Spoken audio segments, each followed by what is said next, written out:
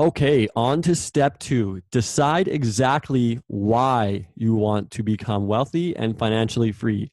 This is probably my favorite step because this is the most important thing. You see, nobody does anything for money. Money is simply a vehicle. So I love when people tell me, oh, yeah, I just want to have lots of money. Well, that's not the real answer. So I always have to dig further and say, well, why do you want that money? Because nobody does things for money. Money is a piece of paper and it is a tool. People want what benefits money can give them, which is freedom, time to spend with their family, take vacations. They want to have experiences. And that's what they truly want is they want money to give them experience and freedom and security. It's not about the money ever. This may sound very simplistic, but it is vitally important. Almost everyone says they want to become wealthy. However, we all know that very few people actually do it. Why? Not because they aren't smart or capable enough to do it, it's because they are not motivated enough to stick with their plan once they started on their path. They either don't have a big enough why, the motivator, or enough of them. And without these big reasons or motivators to become rich, the average person loses interest and focus on their dream. That is all it is, a dream for them. A nice fantasy that they think about once in a while, but never really think is possible for them. In order to succeed in anything, you have to turn that wish into a burning desire and then go after it with pig headed determination and drive. The average person is stuck in their comfort zone because getting out of it seems like too much effort and they don't know where to start. This is why some people only really succeed after they have come up against some major trials or struggles in their lives which shock them out of their comfort zone. Perhaps it was bankruptcy or divorce, getting fired, coming close to death, or some other major event that kicked them in the butt and woke them up. You do not need to have an experience like that in order to get motivated enough to make a serious commitment to wealth. You do have to take a good hard look at your reasons for doing so and transition from the winning stage to creating a burning desire. There are two main kinds of motivators or whys that you need to consider.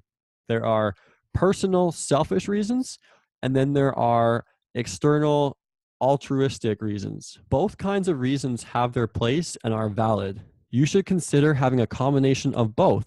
Personal, selfish reasons, including the following: I want to become wealthy so I can live in a really nice house, drive a Porsche, educate my children in the best schools, eat at nice restaurants, buy nice things for myself and my family, own a boat, endless travel, freedom to make your own schedule. As you can see, there are self-centered reasons, and many people are shy or ashamed of admitting that they want these things for themselves and their families.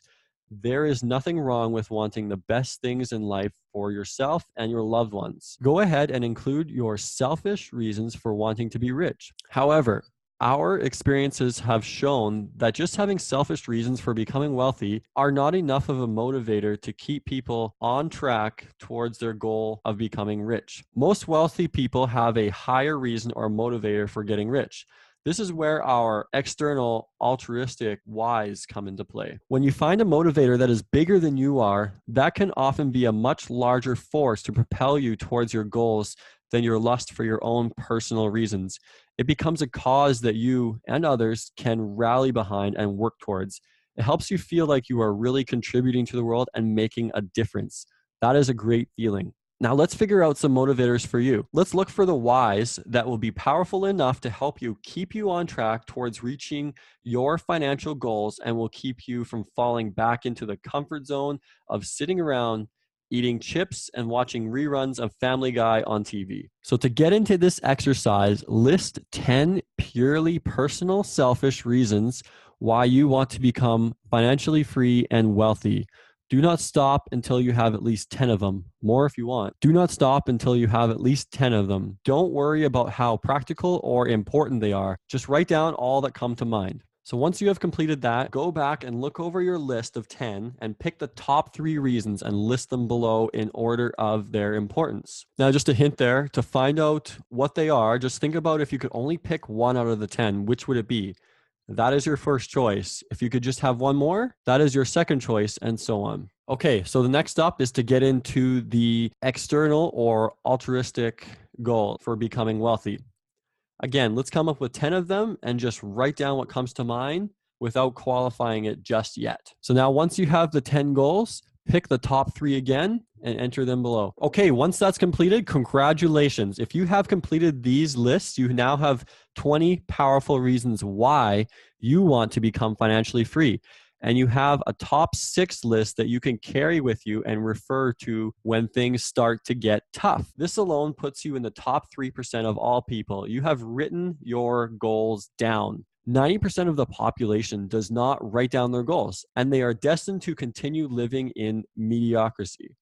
Keep your top 6 list handy and review it daily. This is especially true when you come up against the inevitable challenges and hurdles you will face on your journey.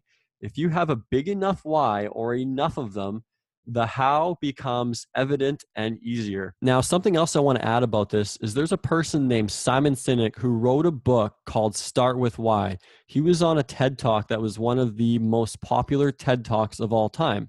And the whole idea is about you start with why first, and then you figure out your how, and then what. The why is the number one most important, and the what is the least important.